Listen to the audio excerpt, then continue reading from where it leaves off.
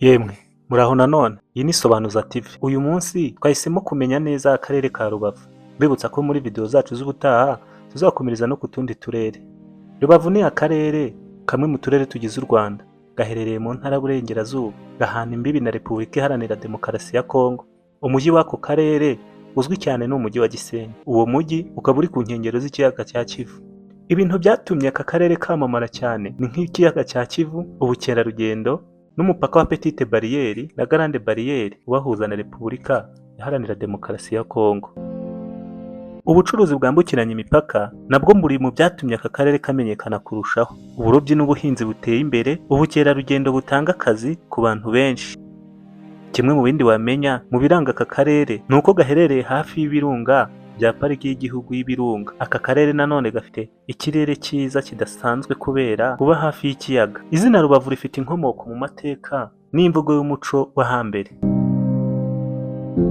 Benshi mu baturage n'abanditsi bavuga ko izina Rubavu ryaturutse ku musozi witwa Rubavu. Uwo musozi wari uzwi mbere y'uko aka karere kitwa aka Rubavu. Mu Kinyarwanda cya kera, ubavu bisobanura igice cy'umubiri cyangwa lips. Bivugwa ko aho hantu hitwa Rubavu kuko ubavu ari igice cy'ingenzi cy'umubiri, bityo bakagereranya ako gace nk'ahantu h'ingenzi cyane mu gihugu cyangwa mu buzima bw'abaturage baho. Mu yandi magambo, kuhita Rubavu bashakaga kuvuga ko ari ahantu h'ingenzi cyangwa agace k'ingenzi gafite akamaro gakomeye, nk'uko urubavu ari ingenzi mu muntu. Mbere igice kinini cy'uyu mujyi cyitwaga Gisenyi, ariko nyuma mu mihindagurikire y'imiterere n'uturere, izina Rubavu riza kuba izina ry'akarere kose. Mbere y'uko kabaho, aka karere ka Rubavu nk'uko tukazi ubu, aka gace kazwi cyane kakitwaga Gisenyi. Mu gihe cya kera n'igihe cy'abakoloni ndetse na nyuma y'ubwigenge, aka gace kari kazwi nka Gisenyi. Na mbere mu gihe cy'abakoloni hari igihe cyitwaga Perefegitura ya Gisenyi, mbere y'ivugururwa n'imitegekere y'uturere mu Rwanda. Nyuma y'ivugurura ry'imiyoborere cyane cyane mu mwaka wa 2001 na 2006, izina Rubavu ryatangiye gukoreshwa nk'izina ry'akarere, mu gihe Gisenyi isigara ari umwe mu mirenge w'umujyi w'ingenzi. Ubwo tugarutse mu gihe cy'ahambere cya kera, Gisenyi yari Perefegitura ya Gisenyi, ubwo hari mbere ya 2001. Rubavu kuba ari kamwe mu turere twateye imbere cyane mu Rwanda si impamvu imwe gusa, ni uruvange rw'aho iherereye, amateka, ubucuruzi n'ubukerarugendo. Mureke tubisobanureho gato. Rubavu iri ku mupaka uhuza u Rwanda na Repubulika Iharanira Demokarasi ya Kongo. Abantu n'ibicuruzwa banyura ku mupaka ari benshi buri munsi. Ibi byatumye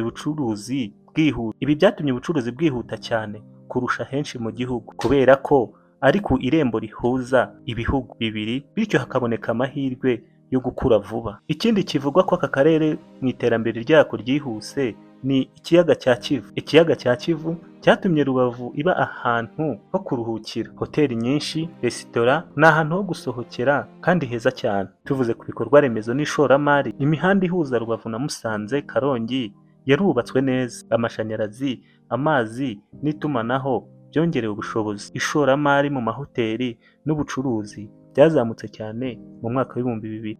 Mu gihe cy'abakoloni, Gisenyi yari imwe mu mijyi yubatswe hakiri kare kubera ikiyaga n'ikirere cyiza. Byatumye ibikorwa remezo bitangira kare kandi bihagerera igihe. Iki gice nanone tugezeho, mureke tumenye neza noneho akarere ka Rubavu nyirizina. Akarere ka Rubavu gafite inzego z'ubuyobozi zigenda zikurikirana kuva ku karere kugera ku isibo. Mureke tubisobanure neza.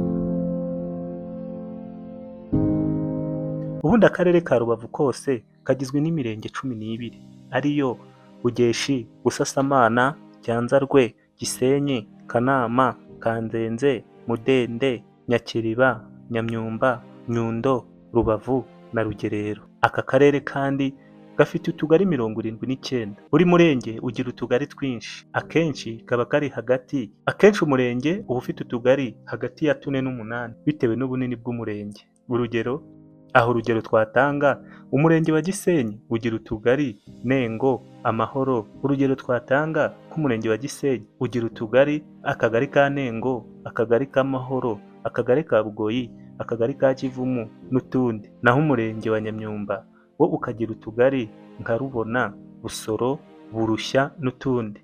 Ikindi kigira aka karere igitangaza, aka karere kihariye imidugudu 525 yose hamwe. Ku batazi umudugudu, umudugudu ni rwo rwego rwegereye abaturage cyane mu buyobozi. Umudugudu umwe ugiye wihariye kugira hagati y'amasibo 10 na 20. Amasibo akenshi ntabwo ashyira ku rutonde rusange rusohoka ku rwego rw'akarere kuko ahinduka. Ikindi kintu wamenya kuri aka karere ka Rubavu, buriya umuyobozi wakayoboye bwa mbere yakayoboye guhera mu mwaka wa 2006.